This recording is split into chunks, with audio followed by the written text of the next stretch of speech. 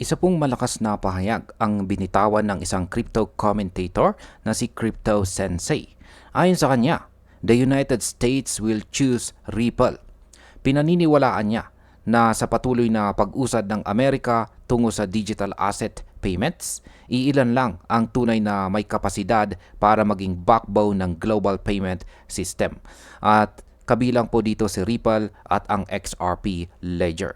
Kaya yan po ang siyang ating pag-uusapan sa video na ito. Pero bago po tayo magpatuloy ay pakibasa na lamang po muna ang disclaimer dito po sa ibaba ng ating screen.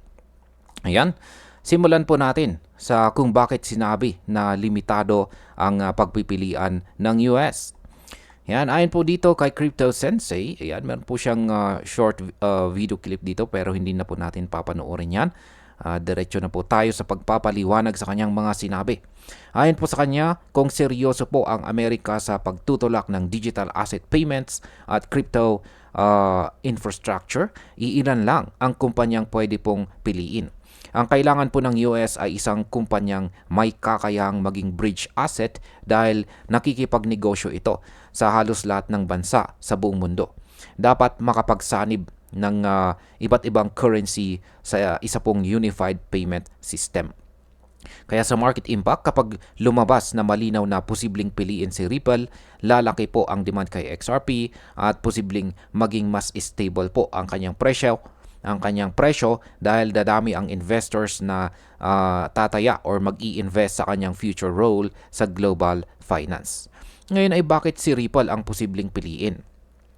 Ipinaliwanag po dito ni Crypto Sensei na sa lahat ng blockchain companies, si Ripple lang ang may kakaibang connections. May ugnayan po si Ripple sa European Central Bank, IMF, BIS, World Economic Forum at maging sa Federal Reserve. Nasa pinakamataas na antas na raw si Ripple at kasalukuyan ng binubuo ang kanyang infrastructure para maging bahagi ng global system. Kaya sa market impact, ang ganito pong koneksyon ay nagbibigay ng kumpiyansa sa mga malalaking institutions. Posible pong magresulta ito ng long-term partnerships na magpapatas pa ng halaga at reputasyon ni XRP. Ngayon, ano po ang mga konkretong hakbang ni Ripple? Ngayon pong taong 2025, nag-apply po itong si Ripple para sa isang US banking charter. Kung maaprubahan, mas malalim po ang magiging integration, ang kanyang integration sa Federal Payment System.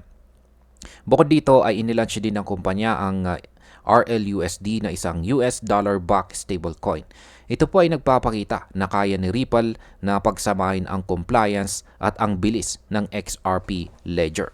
Kaya sa market impact, ang RLUSD ay pwede pong maging tulay or bridge para sa mas malawak na paggamit ng XRP sa US market. Posible pong dagdagan nito ang liquidity at magbigay ng mas mabilis na adoption sa loob at labas ng Amerika. Ngayon ay kumustahin naman po natin ang papel ni Ripple sa global stage. Yan. Sa international level ay active pa rin si Ripple sa pakikipag-ugnayan sa mga central banks at saka iba't ibang organizations. Lumahok po siya sa BIS Innovation Projects, nakipag-ugnayan sa IMF at nagbigay ng inputs sa European Central Bank. Lahat ng ito ay nagpapakita na hindi lang siya nakasentro sa US, kundi bahagi rin po siya ng global dialogue tungkol sa digital finance. Kaya sa market impact, ang global exposure na ito ay posibleng magpataas ng demand kay XRP bilang isang trusted asset na pwede pong gamitin hindi lang sa US, kundi sa buong mundo. Ngayon ay sino naman ang mga kakompetensya ni Ripple? Hindi lamang po si Ripple ang naglalaban para dito. Nandyan na rin si Circle na issuer po ng USDC na malapit sa US regulators. Nandyan din si Stellar na nakatutok sa humanitarian at saka development payments.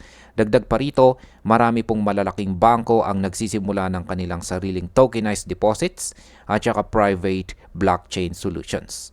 Sa market impact, ang competition po ay pwedeng magpabagal ng adoption kay XRP kung mas pipiliin ng US ang multi-player ecosystem. Ngunit kung si Ripple po ang mapili bilang dominant player, pwede pong mabilis na lumipad ang presyo ni XRP. Ayan, bilang panghuli, para po sa akin ay may matibay na dahilan kung bakit naniniwala rito si Crypto Sensei na pipiliin ng US si Ripple. Ang kanyang connections at regulatory advances ay hindi po matatawaran. Ngunit malinaw na hindi pa ito final. Nasa kamay pa rin po ng policy makers sa Washington kung gusto nila ang isang dominant player o mas pabor sila sa mas maraming mga kalahok. Ang sigurado lamang po dito ay patuloy po na magiging sentro ng usapan si Ripple at si XRP sa hinaharap ng digital payments sa Amerika at saka sa buong mundo. Ren, hanggang dito na lamang po tayo sa video na ito mga ka-crypto. Marami pong salamat sa panunood. Ingat po tayo lagi at God bless po sa ating lahat.